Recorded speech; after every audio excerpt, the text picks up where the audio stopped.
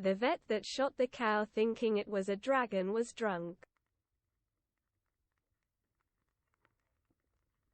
Roedd y milfeddyg na saethu'r fuwch gan feddwl mai draig iddi yn feddw.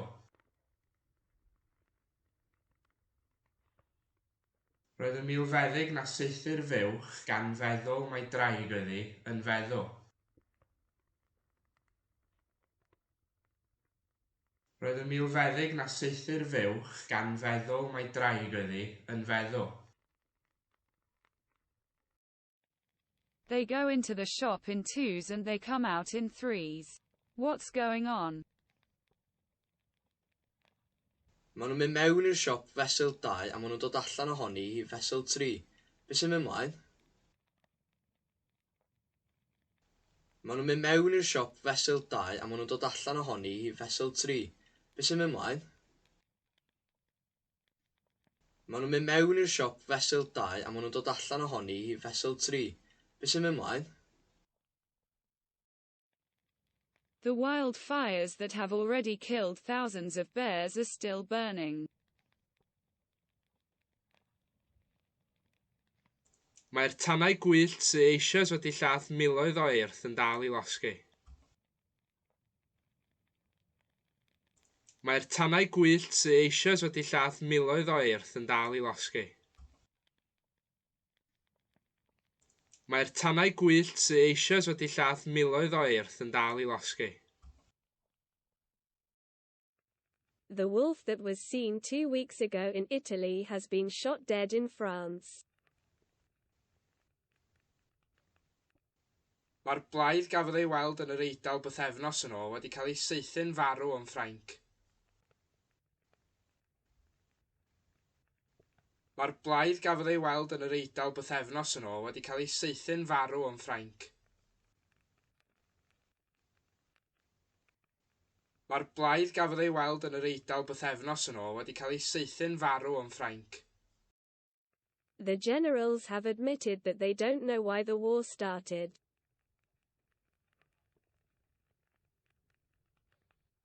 Mae'r cadfridogion wedi cyfadda nad ydyn nhw'n gwybod pam dechreuodd y rhyfel.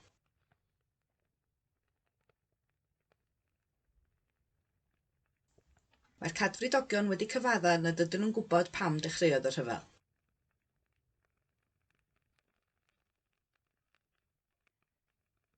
Mae'r cadfridogion wedi cyfadda nad ydyn nhw'n gwybod pam dechreuodd y rhyfel.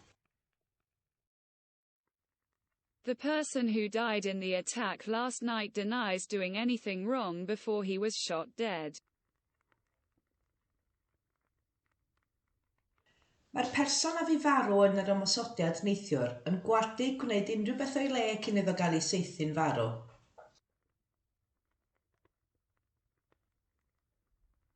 Mae'r person a fu farw yn yr ymosodiad neithiwr yn gwardu gwneud unrhyw beth o'i le cyn iddo gael ei saethu'n farw.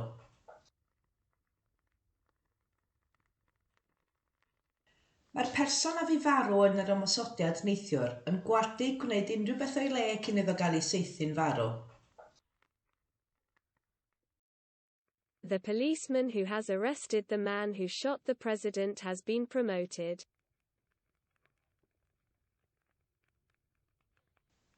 Mae'r plismon sydd wedi arestio'r dyn saethodd yr arlywydd wedi cael ei ddyrchafu.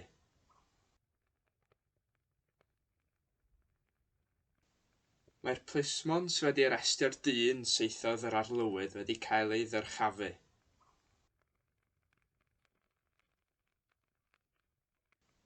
Mae'r plismon sydd wedi arestio'r dyn saethodd yr arlywydd wedi cael ei ddyrchafu. Fair play to the people who came here last night despite the strong winds. Chwarae teg i'r bobl ddoth yma neithiwr yn gweithio'r gwyntoedd cryfion.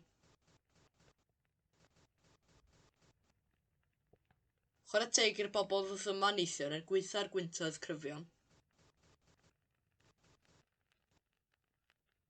Chwarae teg i'r bobl ddoth yma neithiwr yn gweithio'r gwyntoedd cryfion. It has come to light that the individual that was awarded last year is suspected of fraud.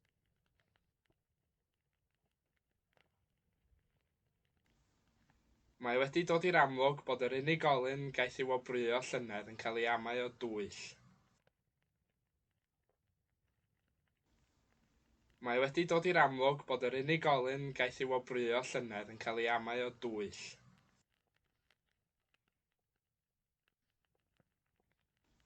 Mae wedi dod i'r amlwg bod yr unigolyn gaeth ei wobrwyo llynedd yn cael ei amau o dwyll. The adjective that you see here belongs to a group of adjectives that were created in the 19th century. Mae'r ansoddau ydych chi'n weld yma yn perthyn i grŵp ansoddeiriau gaeth ei creu yn y 4edd ganrif ar 10. Mae'r ansoddau ydych chi'n weld yma yn perthyn i grŵp ansoddeiriau gaeth ei creu yn y 4edd ganrif ar 10. Mae'r ansoddau ydych chi'n weld yma yn perthyn i grŵp ansoddeiriau gaeth ei creu yn y 4edd ganrif ar 10.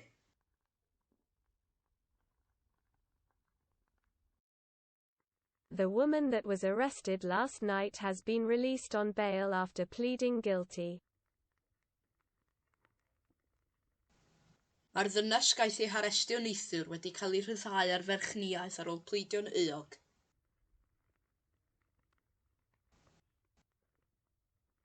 Mae'r ddynes gaeth ei harestio neithiwr wedi cael ei rhyddhau ar ferchniaeth ar ôl pleidio'n euog.